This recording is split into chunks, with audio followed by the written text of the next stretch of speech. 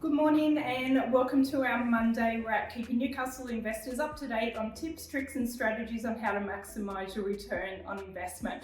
I'm Nicole, Hoare, investor consultant within our team, and today I've got Nick from our sales team joining me. Hello. Nick. No worries. Welcome. Glad to be here. Thank you. Obviously Casey's not here. She's been away at a conference over the weekend, travelling back today. So yeah, can't wait for everything when she gets back. Been following her on the socials. Yeah. But I thought instead of sitting here today on my own, I'd invited Nick along. But before we get started, Nick's going to share what he anticipates with investors over the next 6 months. But what I want to do is just share our numbers for last week first. Yep. So we actually had 12 inspections scheduled. We had 5 properties leased. Property managers are working today on all the applications from Saturday's open. So Saturday we actually had 5 opens. So Nick, let's just jump straight in. Yeah. We're having a quick chat before. What are you anticipating over the next 6 months in regards to the sales market and investors? Yeah, I think it's pretty well documented at the moment that the sales market is changing, but we're actually seeing more investors in the market than what we were, say, 3 months ago. And there's more opportunity for them now to buy because they don't have owner-occupiers coming in and paying 10, 15% over what things are being advertised for.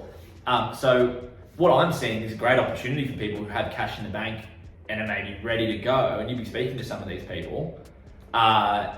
If you've got the money there and you can purchase in the next 6 months, whether that be 1, 2, 3 months away, you could really make yourself some money, because what I was taught early in my career is you make your money when you purchase a property, not when you sell it.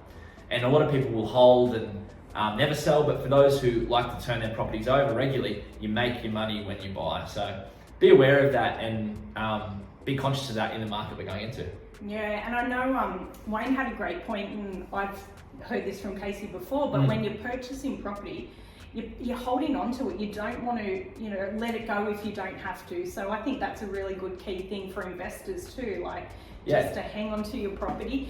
And what about what you've got on the market? So obviously, I know, is there something that you've got? We've got one at the moment, which is in Birmingham Gardens. Obviously a great suburb for investment because how it's attached to the University of Newcastle, Callaghan campus, the Mater Hospital, but also John Hunter Hospital. It's in the middle of all of those. It's a 3-bedroom house with a granny flat out the back, so it's got dual income. And yeah, it's on the market between $660 and $720.